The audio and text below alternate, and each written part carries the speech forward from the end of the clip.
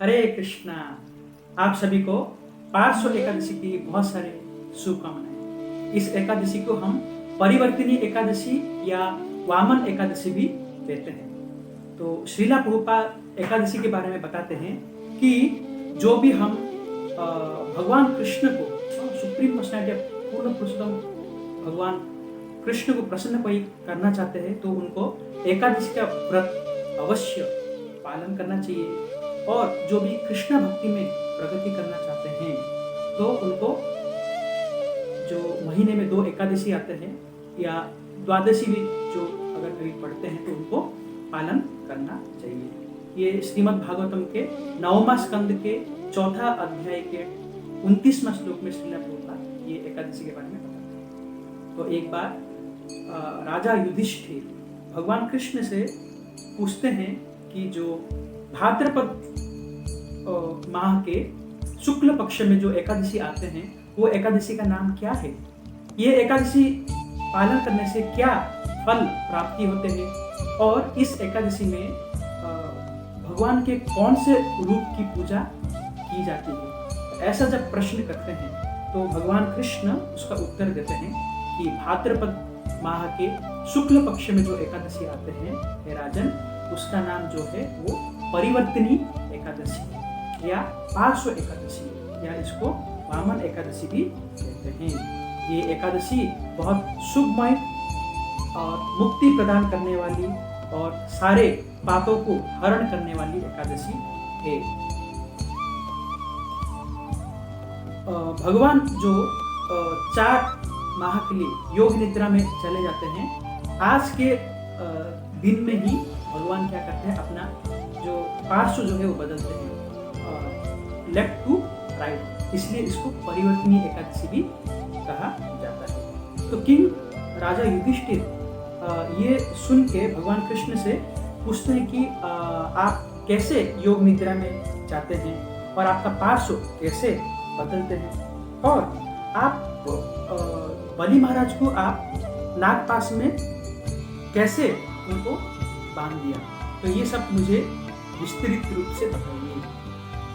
तो भगवान कृष्ण राजा युधिष्ठिर महाराज के ये प्रश्न का उत्तर देते हुए कहते हैं कि एक महान राजा जिनका नाम है राजा बलि, जो त्रेता युग में रहते थे, वो असुर कुल में जन्म हुए थे, बट फिर भी उनका भक्ति, उनका भगवान के प्रति विश्वास इतना ज़्यादा था कि वो नित्य भगवान का पूजा करते थे, उनका प्रार्थनाएं करते थे और ब्राह्मण के साथ यज्ञ वगैरह कार्य वगैरह करते थे।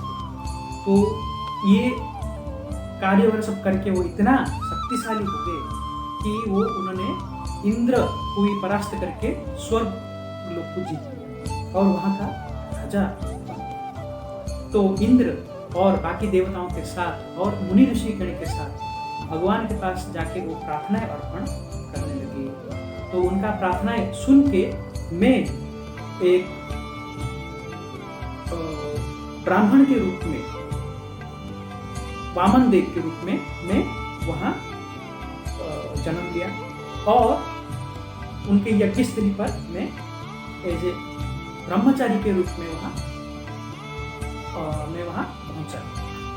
तो मैं बलि महाराज को फिर पूछने लगा कि मुझे दान में 3 पग भूमि प्रदान कीजिए। तो बलि महाराज मुझे अनुरोध करने लगे कि इतना कम भूमि में आपको क्या दूँ और कुछ ज़्यादा आप दान में मांगिए करके।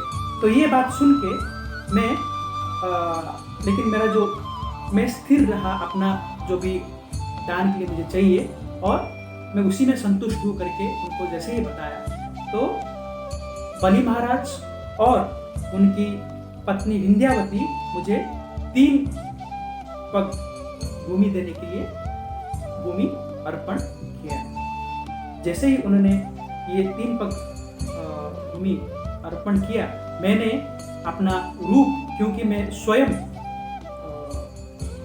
पूर्ण पुरुषोत्तम भगवान होने की वजह से मैं अपना रूप को विस्तारित किया और मेरा पहला पग में मैं जो लोअर प्लैनेटरी 7 प्लैनेट जो है उसको मैंने भर लिया और पूरा विस्तार करके ऊपर के सारे प्लैनेटरी सिस्टम्स जो भी है उसको भी मैं आवृत कर लिया और मेरा स्वयं का शरीर को बुद्धि करके मैं सारा आकाश को भी मैंने आवृत कर लिया।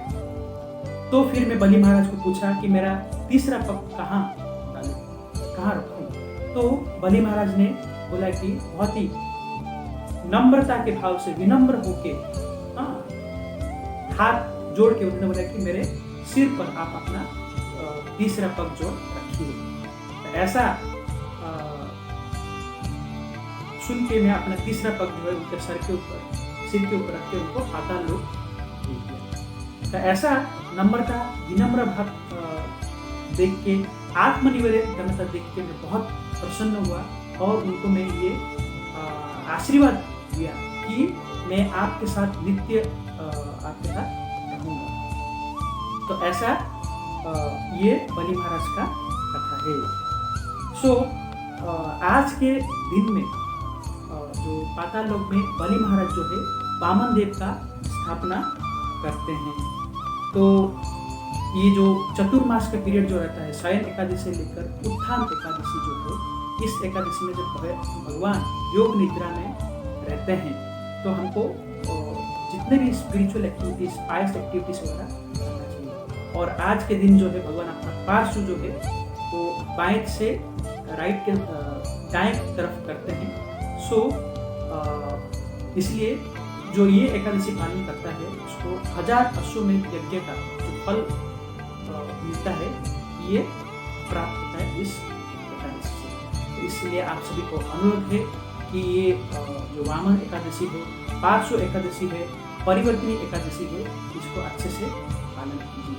क्योंकि हम एकादशी में कल वामन द्वादशी है एंड हमको अपना जो फास्टिंग जो है अन्न ग्रहण करके तोड़ना होता है।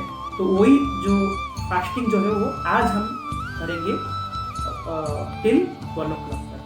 तो आप सभी से अनुरोध है कि ये वामन जो एकादशी आ रहे हैं इसको अच्छे से पालन करके इसका पुण्य प्राप्त कीजिए।